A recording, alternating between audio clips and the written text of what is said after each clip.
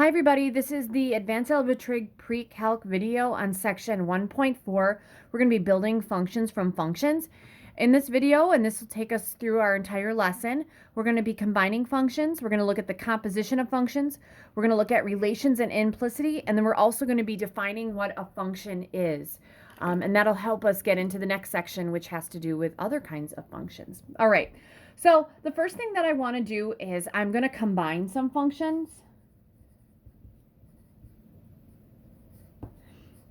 And when you're asked to combine functions, you're just going to be asked to add, subtract, multiply, or divide. That's what it means when you are combining them in some way, shape, or form. So my first set of examples, what I'm going to do is I'm going to give you a function, and we're going to take that function, and we are going to add, subtract, multiply, divide those, okay? So first group, if f of x equals 4x squared minus 19x minus 5 and g of x equals 4x plus 1. Okay, we're going to do a bunch of these. First thing we're going to do is going to find f plus g of x. All that means is we're going to be taking our functions and we're going to add them together. And then after that, we're going to find the domain of each of these as well. All right? So if I take f plus g, that just essentially means I'm going to take the f function, which is 4x squared minus 19x minus 5. And I'm going to add that to the g function, which is 4x plus 1. All right. So when I'm combining like terms, because that's all I'm going to do, I get 4x squared. Negative 19 plus 4, that's negative 15x. And negative 5 times 1, that's minus 5. Right? And what I want to do is I want to find the domain of all of these functions. This guy does not have any restrictions on it. So we would say f plus g of x is equal to 4x squared minus 15x minus 5.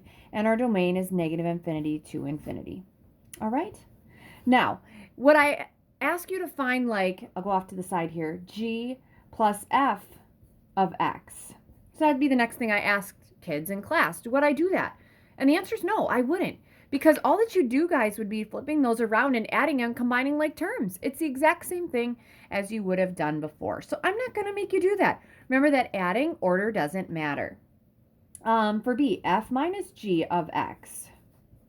Okay, that one, order does matter. So what this means is, is equal to, what this means is we're going to take the f function, which is 4x squared minus 19x minus 5, and we're going to subtract the g function, which is 4x plus 1. All right. So for this one, what I like to do is I like to, subtracting is adding the opposite. So I'm going to add, the opposite would be a negative 4, and this would be a negative 1. And now I'm back to adding things together. All right. So this is going to be 4x squared. Okay. Negative 19x minus 4x is negative 23x. And negative 5 plus negative 1, that'd be a minus 6. Same thing as before, your domain would be negative infinity to infinity. Okay, and I could rewrite it as that if I wanted to. Now, next thing would be, what if I wanted to find g minus f of x? What would that be? Well, that's going to actually be different than this one because subtracting order matters. So I'm going to take the g function, which is 4x plus 1, and I'm going to subtract the f function, which is 4x squared, minus 19x minus 5. All right? And I'm going to do the same thing here where I'm going to add the opposite. So if I add the opposite, I'm going to have the opposite here would be negative, positive, and then a positive. All right, so usually start with the squared term. I'm going to have negative 4x squared. And then the x is 4x plus 19x, that's plus 23x. And 1 plus 5, that gives me a grand total of 6. So these two are different. Again, there are no restrictions because it's just a quadratic. Our domain is negative infinity to infinity. And those go in parentheses. All right. Next, what I want to do is I want to find g times f of x. So, f times g of x. So I'm going to take f times g of x. So then, if I was in class, I'd be like, did I misspeak here? No, I actually didn't misspeak because if I took g times f or f times g, I should get the same thing because multiplication order doesn't matter. So I'm going to take the f function, which is 4x squared, minus 19x minus 5. And I'm going to multiply this by 4x plus 1. Right? All right. So I'm going to take the 4x through first. And actually, I like to take the binomial through the trinomial. That's just me. But you can do whatever you want. You're going to get the same answer. I'm going to do the way I like. 4x times 4x squared is 16x cubed. 4x times negative 19. Okay, 4 times 19. That's not something I know. 4 times 19 is 76. So this is me minus 76x. 4 times a negative 5, that's a negative 20x. Actually, 4x times negative 19, this should be negative 76x squared. 1 times 4x squared is a 4x squared. So I'm going to have a 4x squared here because I like to combine terms. 1 times negative 19 is negative 19x. 1 times negative 5 is negative 5. So I'm going to have 16x cubed. And then I'm going to have minus 72x squared minus 39x minus 5. And that would be my answer. That would be f of g. Or f times, f times. That should be a dot of x. Okay, and you generally don't use multiplication signs of x's or crosses because they look like x's. Again, I could switch these around, which I kind of did when I did my math, and I get the same answer. This is not, there's no restrictions here because I have no square roots and I have no division sign. Therefore, my domain is negative infinity to infinity again. All right, last one, f divided by g of x. Again, this one order matters because dividing 8 divided by 4 is 2 and 4 divided by 8 is 1/2. Order matters, it's different.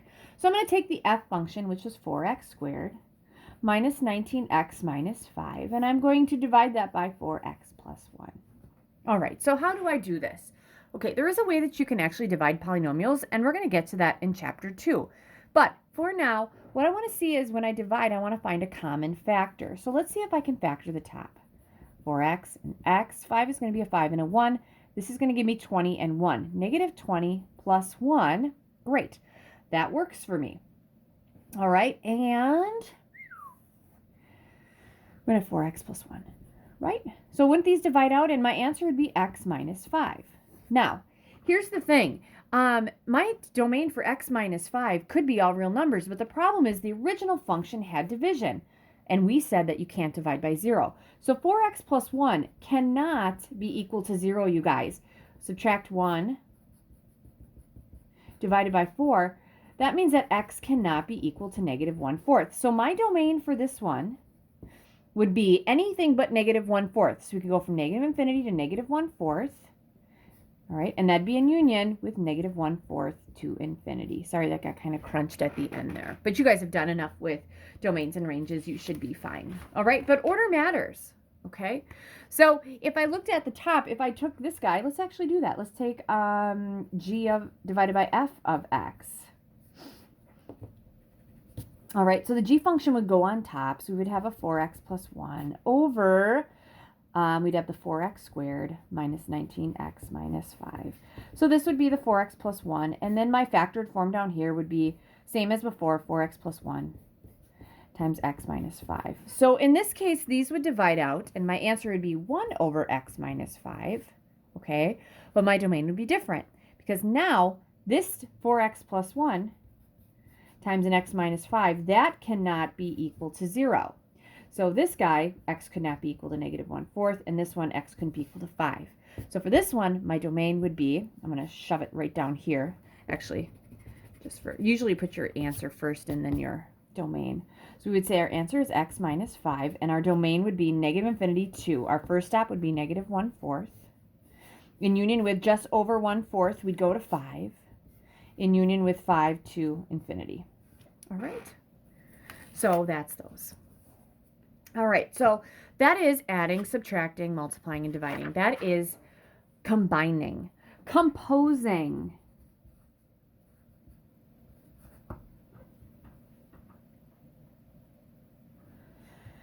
Composing is rewriting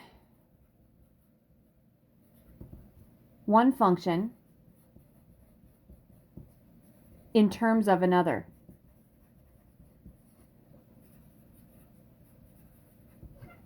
All right. Okay.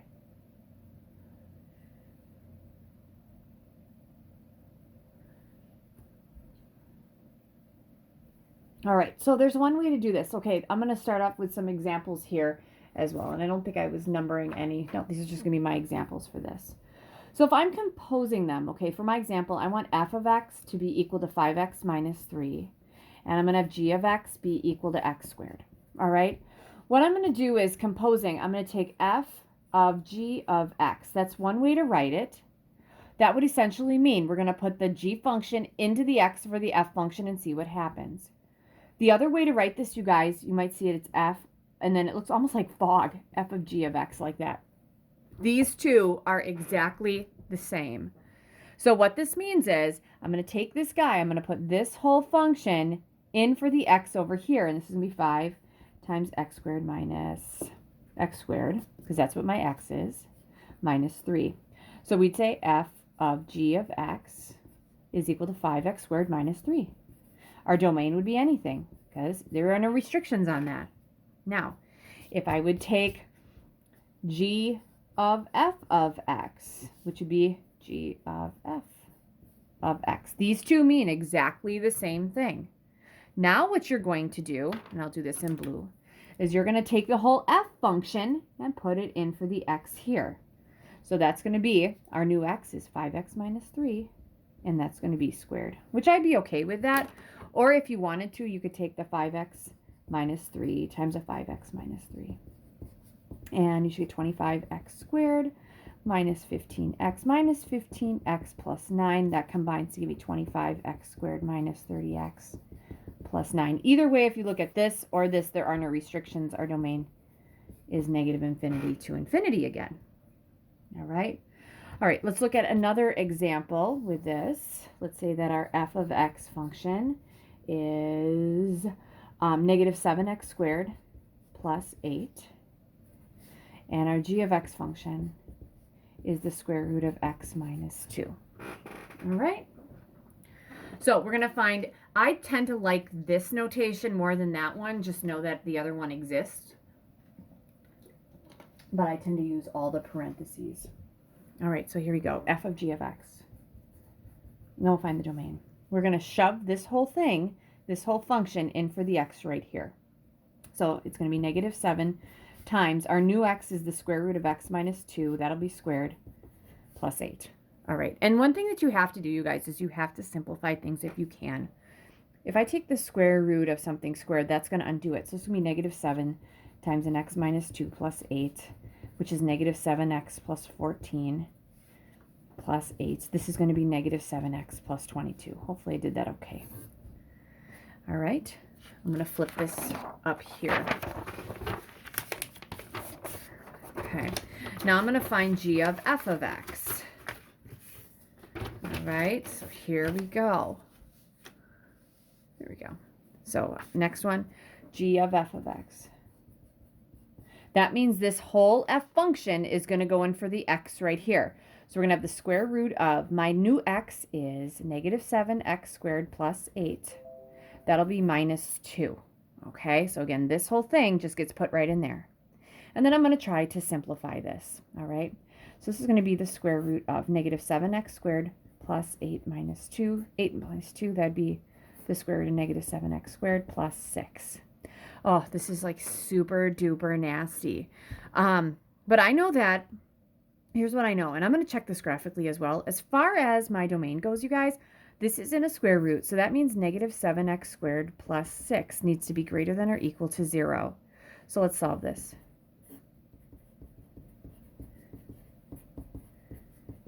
So x squared is going to be, okay, ooh, I almost forgot. We divided both sides by a negative 7. Let's flip this guy around. Less than or equal to 6/7. That's important that they're positive. Square root both sides. X is going to be less than or equal to plus or minus the square root of 6/7. All right, so I'm going to be honest with you. I could do a sign chart with that, but I'm going to check this algebraically and see what happens. So I had what? Negative 7x squared plus 6. All right, I want to know where it's greater than or equal to 0. So it needs to be above the x-axis. Well, it looks like it's above right up here, right? That's where it's greater than or equal to 0. So graphically, we're looking at above. And I guess I could look at this algebraically too. All right, plus or minus the square root of 6/7. Let's see what that is. All right, on my graph, it should be plus or minus 0.92582, and it keeps going on. Okay, crossing my fingers that when I actually graph this, you guys, that's what those points are. So I'll find a 0 here. Let's check that guy. Yep, that's that one. Awesome. And let's find another 0. Above is to the left, below is to the right. Feeling really good about that too. Okay, so just looking at it graphically, where is it greater than, it would be from the square root of 6/7, negative square root of 6/7 to the positive square root of 6/7, right? Because that is how that worked. Yep, because that was the positive one. And we're going to put this in brackets just because it could be equal to. All right. So there you go. And that's probably the easiest way to look at it. And it is just easier to look at it graphically, I believe. All right. So there you go. That is that one. I'm not going to do that one algebraically. All right. Which brings me to one more. Sometimes in class I'd probably stop here, but I feel okay about it. My last one. If f of x equals the square root of x and g of x equals 10 minus 2x, we're going to find f of g of x and g of f of x. So f of g of x means this whole thing is going to be put in there. So I'm going to have the square root of 10 minus 2x. Now, as far as the domain goes, 10 minus 2x would have to be greater than or equal to 0, right? Because it can't be negative. Subtract 10, negative 2x is greater than or equal to negative 10. Oh, we're going to divide by negative 2, which means this flips around. X has to be less than or equal to 5. So let's think about it. If x is equal to 5, this would be 5. Negative 2 times 5 is 10. 10 minus 10 is 0. There is a square root of 0, which is good. Let's say x would be greater than 5. So let's say it's 6. Negative 2 times 6 is negative 12. 10 minus 12 is an imaginary. That doesn't work. So this seems to be our answer. If x has to be less than or equal to 5, that means it has to be everything to the left. This is going to be negative infinity to 5, including 5, not including infinity. Okay? What if I have g of f of x? That means this whole thing goes in for the x right there. So I'm going to have g of f of x is going to be 10 minus 2 times our x is the square root of x, which would be 10 minus 2 times the square root of x. This one's not too bad, you guys, because there is a restriction right here. Your x has to be greater than or equal to 0, which means we're going to start at 0 and we're going to go to infinity. There you go. And if I want to look at that, I totally can. Make sure that my domain makes sense. 10 minus 2, the square root of x.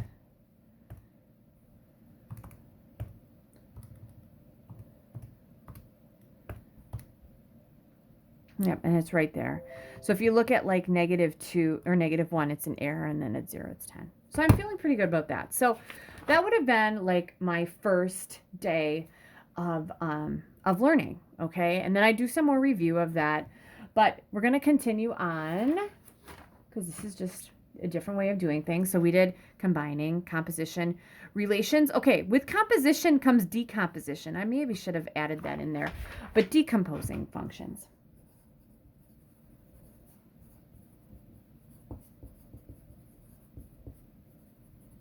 Okay, if you're going to be asked to decompose functions, sorry, it should be straight, my bad. If you're going to be asked to decompose functions, that just means what functions composed the function you currently have. So this means what functions were composed to give you a function, a given function. So what I'm going to do is in this example, I'm going to try to word these exactly the way they would in the book. There's a couple ways. All right, so let's say if f of g of x equals 3x squared, find f of x and g of x. So what I usually do is I tell kids, okay, let's just kind of look at everything and see what I need. I need something with an x squared, and I need something with a 3. So let's just play. what could f of x be and what could g of x be? The other rule is, you guys, one of them cannot be y equals x. All right? Because if I had, let's say, I could do that for everything. I'm not stupid. I can make this 3x squared, and I could make this x. So you can't have f of x equals x, I should say. Because you would just take this, put it in there, and be like, oh, it's done. And that would be the same for everyone. So you have to have different functions. That is a general rule for me, all right? All right, so here we go. Let's play. So what could I put? This has to get put in there. So if I put, let's say, an x squared into a 3x, that would work, because then x squared would go in here, and I would get, so if I had f of g of x, that would give me what? 3x squared. That works. I feel good about that. And are there other answers? Yeah, there totally are. But I just generally go with what I think about it in the beginning. Okay, the next one, this is how else. If h of x represents f of g of x, and h of x equals, it's just longer, that's why I'm going to the next line, quantity x plus 4 squared minus 3 times x plus 4 plus 5. Find f of g of x. What is it? All right, what is it? All right, so looking at this, okay, what I would notice is that I need to take an f function, and the kind of the big ideas would be the big things right here, right? So I need f of x to be something, and I need g of x to be something, and I need the g of x function to be substituted in the f, so I get this. Well, it looks like I'm substituting like an x plus 4, so let's go with an x plus 4 being g of x. Then this would be substituted in for an x squared minus, that would be substituted in there, so it'd be 3x and then plus 5. That works, because I would substitute this in here, get that. There we go. I feel good about that. Yeah. All right. So that brings me to the next thing. Okay, relations and implicity and defining a function. So a relation, any ordered pair, xy. Okay, so any ordered pair xy is called a relation.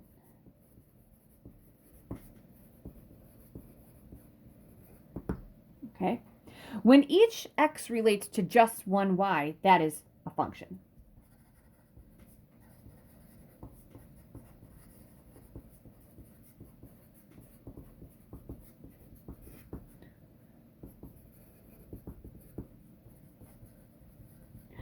I'll take you back to Algebra 1. In Algebra 1, the other thing is that not only do you have to get just one thing out, one output for every input, you should also be able to predict what it is. It shouldn't be erratic. Your function should be properly functioning. So we had the, you guys had the soda machines. I don't know if you remember that in algebra, but you would press a button, and if the soda machine, if I press Coke and Coke comes out, and press Coke and Coke comes out, and I press Sprite and Sprite comes out, I think, oh, the function machine is functioning properly. So I'd say that that's a function. And let's say that same different one, I press Orange Crush comes out, I press another Orange Crush, and a Sprite comes out, and then I press a Squirt, and Mountain Dew comes out. That's not functioning correctly. That's not a function. All right? It should be predictable, and it should always be the same. Okay? All right, so that's what makes a function and function. Okay, implicitly defined functions. Can't write today.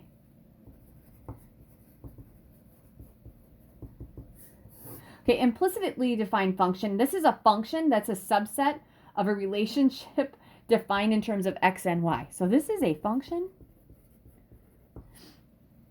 that is a subset of a relation in terms of x and y. What I tell kids is, all right, these are things that actually aren't functions, but we can define them as two functions. All right, that's one of the things we can do. So I'm not sure, I'm going to actually add this one in here. And I'll do another one. If I had something like x squared plus y squared equals 4. All right. Okay, you guys. Some of you may have had circles and others haven't had circles, but this is a circle. So if I graph this, this is a circle whose radius is 2. So 2, 2, 2, 2. I'm not really great at drawing, but there you go. Not a bad circle. Good job, Stephanie. Good job. All right. This is not a function. Why? Because for this x, there's 2 y's. For this x, there's 2 y's. Not a good one. But if I could define this as, let's say, this guy is a function, right? And then this guy is a function. Wouldn't I have 2 functions? Because then this would only go here, this would only go here, this would only go there. Whereas in this guy, this only goes up. There you go. So I need to define them as 2 like half moons, all right? So the way we're going to do that is we're going to change this to y equals, which we would do, and we could put them in our calculators, and I'll show you. Subtract an x squared. So I would have y squared equals 4 minus x squared. And take the square root, and this is going to be plus and then minus. Y is going to equal the square root of 4 minus x squared, and y is going to equal the opposite of the square root of 4 minus x squared. All right, just because I love math, here we go. I'm going to graph this thing for you guys. Y equals the square root of 4 minus x squared. All right, let's just graph that. Zoom 6. Ooh, that's the top half. All right, and this is like, the distance here is 10 and that is 10. This distance is obviously longer than that one, so that's why it looks like an oval. It's not supposed to be an oval. So that's the top one. And if you know anything about graphs and parabolas, you probably know that this guy is going to be, or the guy when the top would be the minus and this guy would be the bottom. Okay, here we go. Negative square root of 4 minus x squared. There you go. And if you want it to look like a circle, you can do a zoom and then you can do a square. That would make your screen look like a square. So then the distance of 1 here is the same as distance of 1. So this is longer. There's more x's than there are y's. All right, I feel good about that. That's defining it. That's implicitly defining a function. It's changing something that's not a function to 2 parts or maybe even more that are functions. All right, so let's look at this guy because I feel like I should get a t-shirt saying I, heart, and then something. You guys know what I'm talking about. We're going to describe the graph of the relation implicitly. So describe the graph of the relation implicitly. All right, here it is. It's basically what we did before. X squared plus 8xy plus 16y squared equals 25. So the question is, what is this?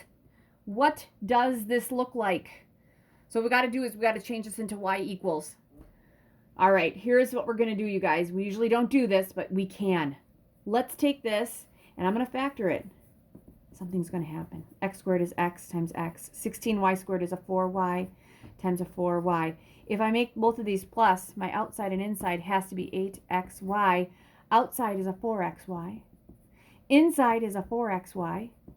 A 4 gives me 8. Fantastic. So wouldn't this just be x plus 4y squared equals 25?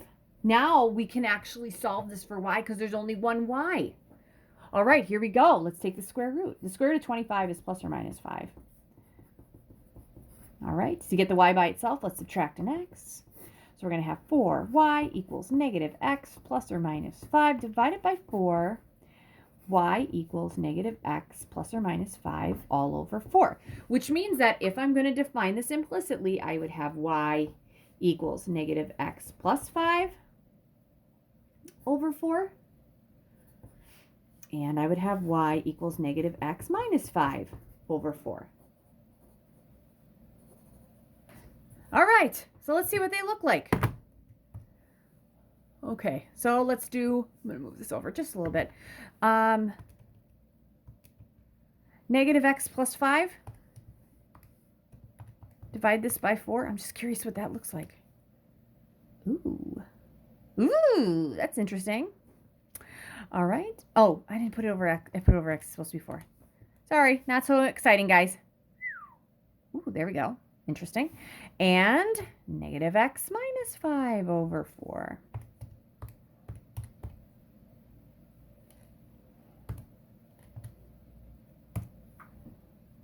So it looks like two parallel lines, which totally makes sense, because if I rewrote these as in slope-intercept form, wouldn't this be negative x over 4 plus 5/4? And then negative 1 negative x over 4 minus 5/4. And you could put ones here because the slope is negative 1/4. That totally makes sense. It's two parallel lines. All right, so I inadvertently did the example that I wanted to do in class together. All right, that's it. You have an assignment on Delta Math. No, I'm sorry, Math Excel. You're my Math Excel group. It's section 1-4. All these kinds of things are in there. If you have questions, good luck.